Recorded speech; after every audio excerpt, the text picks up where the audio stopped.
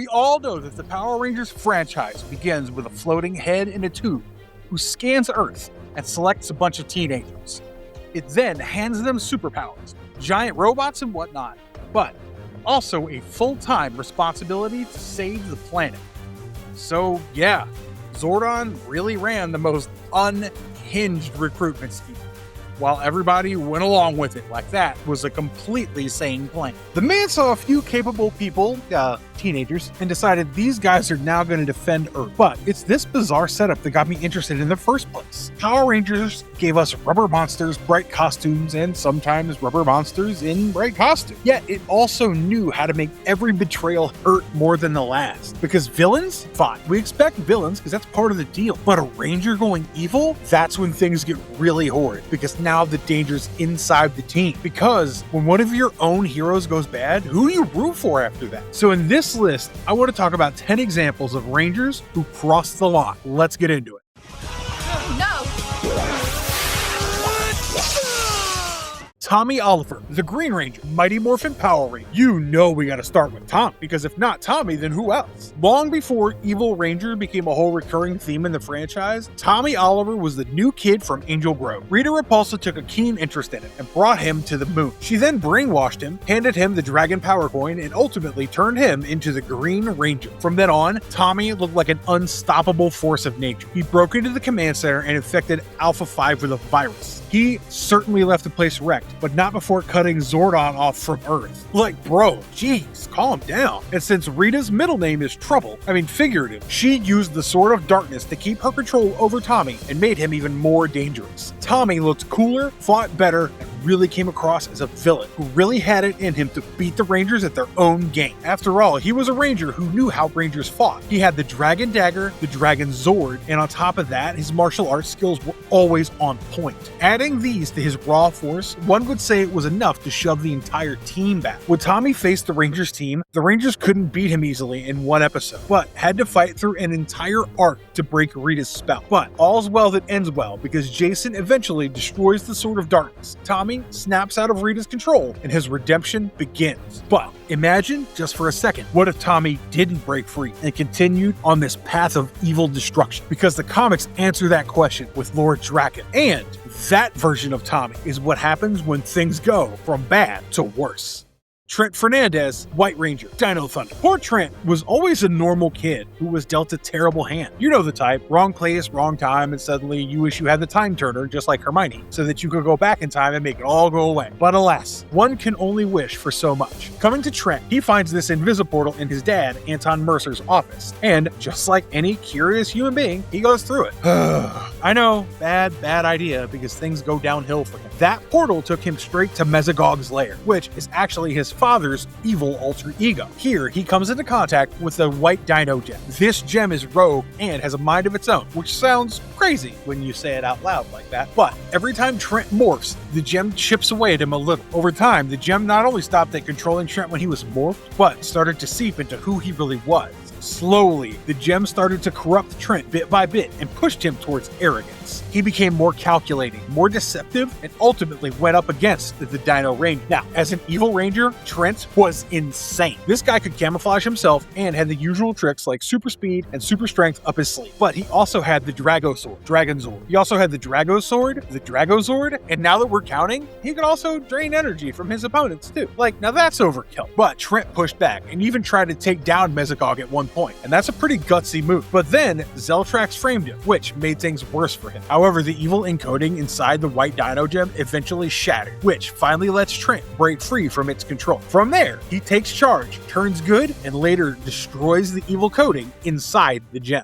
Green Ranger Rita Repulsa, 2017's Power Rangers. To everybody, Rita is the evil space witch with big hair and always yelling at her minions. But the 2017 film decided to rewrite all that, because in this version, Rita didn't steal Ranger power later, but she started as a Ranger herself. Let me repeat that for you guys. Rita was a Ranger, and not any Ranger, you might wonder. She was the original Green Ranger on Zordon's ancient team. I know what you're thinking, because I did too. The same character we have always seen as the villain used to be on the good side. But then, of course, everything went wrong. At some point, Rita decided she wanted the Zeo Crystal, which is basically the biggest source of life on Earth and the biggest power object in the whole film. And instead of, I don't know, protecting it like a normal ranger, she turned on her own team. Since Rita was a Green Ranger, she still had a Ranger Corps. But after crossing to the Badlands, she seemed somewhat more aggressive. She had an insane level of durability, enhanced strength, speed, and even telekinetic abilities. Plus, she has this weird obsession with eating gold. Yeah, she actually ate it and spat it out to recreate her army. I'm sorry, what? Who could have thought of that? After that, she created these golem-style putties that go after the Rangers. Not that she needed them. At one point, she took on the entire Ranger team by herself, and girl barely broke a sweat. She also created a massive gold arm. Well, imagine a gorilla dipped in gold, because clearly taking out the team once wasn't enough. And the craziest part, she did all this right after she woke up after millions of years.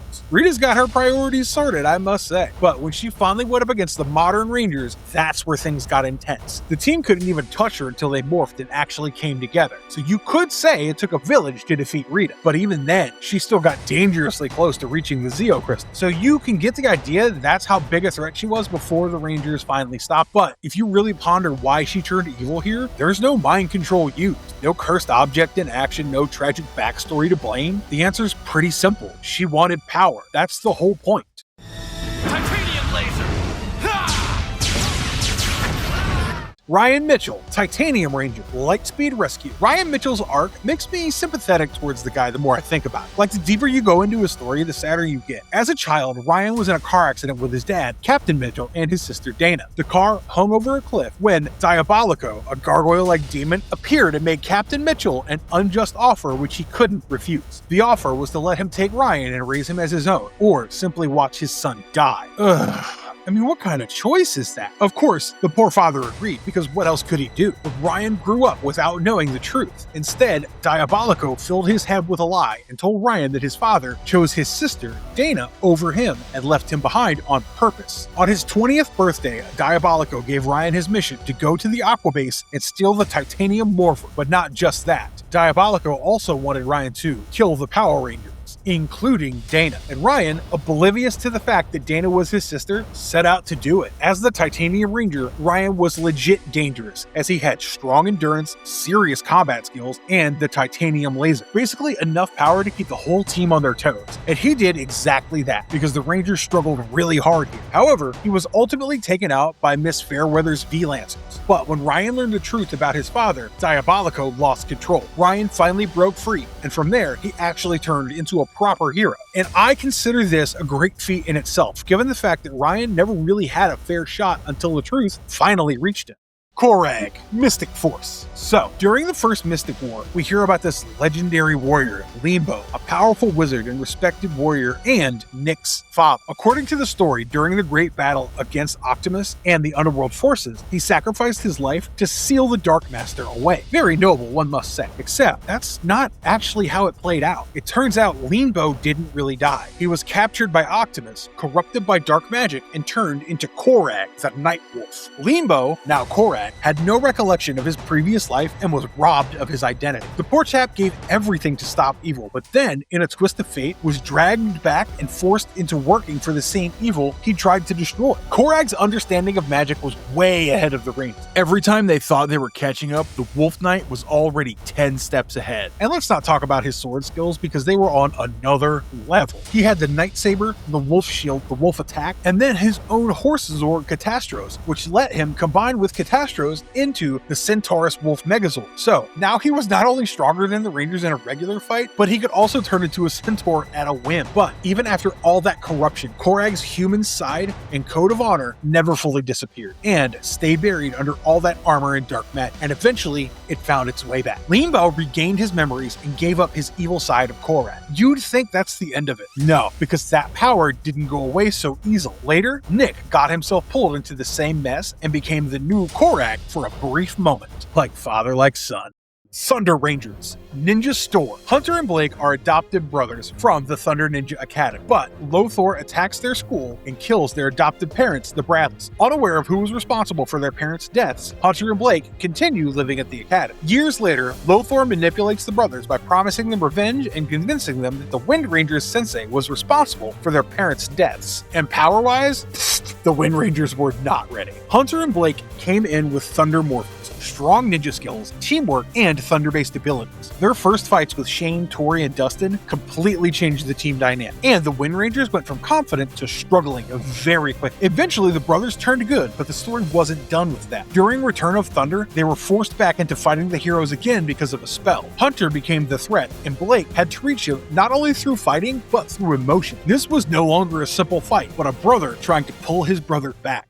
Doomwing, Silver Ranger, Dino Supercharge. Doomwing, is a totally different story. This guy was never a good person to begin with. He was evil from day one. Doomwing is connected to Xenowing, but not in the usual corrupted hero way like Trent or Leanbow. This goes way, way further. Long ago, Arcanon destroyed Xenowing's planet to get his hands on the Dark Energem. Xenowing later found the Silver Energem and became the Silver Ranger, but even that wasn't enough to stop Arcanon. Things worsened when Arcanon captured Xenowing and used the Dark Energon to create Doomwing. However, let me tell you the most chaotic part. Doomwing is basically Xenowing's corrupted evil alter ego, separated from him and given his own body and purpose? Doomwing showed up pretending to be the Silver Ranger, and the first thing he did was earn Kendall Morgan's trust. While the Rangers thought they found a new ally in Doomwing, this guy was slyly setting them up from the inside. Doomwing was not someone to mess with either. He had Silver Ranger abilities, access to the Titanozord, a Morph Blaster, and the biggest advantage of all, he looked like he belonged on the team. And that's such a low blow because the Rangers trusted him and treated him like one of their own. In the end, Doomwing lost control once Xenowing stepped in and properly claimed the Silver Ranger role.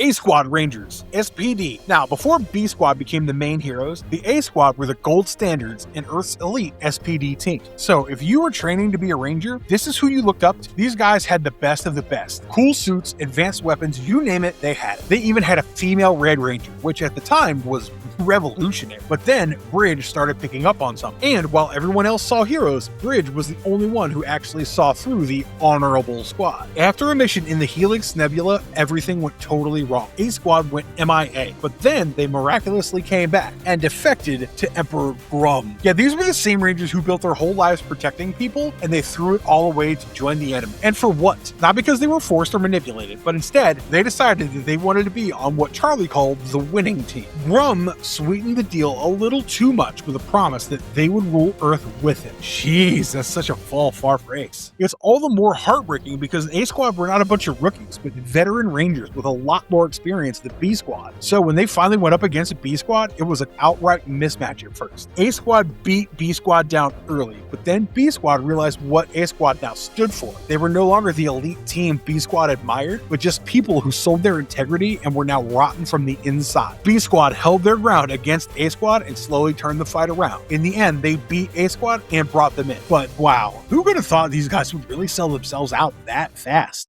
Psycho Rangers, Power Rangers in space. The Psycho Rangers were the first proper evil ranger team the franchise ever gave us. I think while building them, Astronema really thought long and hard about how to make this as unfair as possible. These Psycho Rangers showed up in Power Rangers in space, and from the jump, you could tell Astronema did not hold back with this idea. As already mentioned, Astronema created the Psycho Rangers, and their entire job description was to hunt down their counterpart Rangers and finish them as swiftly as they could. They could track the Rangers through energy signatures, voices, and even the sound of the communicator. It only got worse from here, because each Psycho Ranger was designed in such a way to mirror a specific Ranger encounter them, so it was never a fair fight, you see? And oh boy, how obsessed and relentless these Psycho Rangers were. Psycho Red led the group, and every member had both a Ranger form as well as a monster form. This meant that when you killed one form and thought it was done, nope, the problem was still very much present. Since the Rangers couldn't just overpower them, they had to get very creative in taking these evil Rangers down. One of my favorite moments is when the whole team disguises itself as Blue to mess with Psycho Blue's targeting system. The Psycho Rangers even managed to steal the Mega Voyager, but were finally killed, but not before the Pink Psycho Ranger ended up causing the death of Kendrix, the Pink Galaxy Ranger. So every time you think, okay, this is the most damage they can cause, they push that line a little further.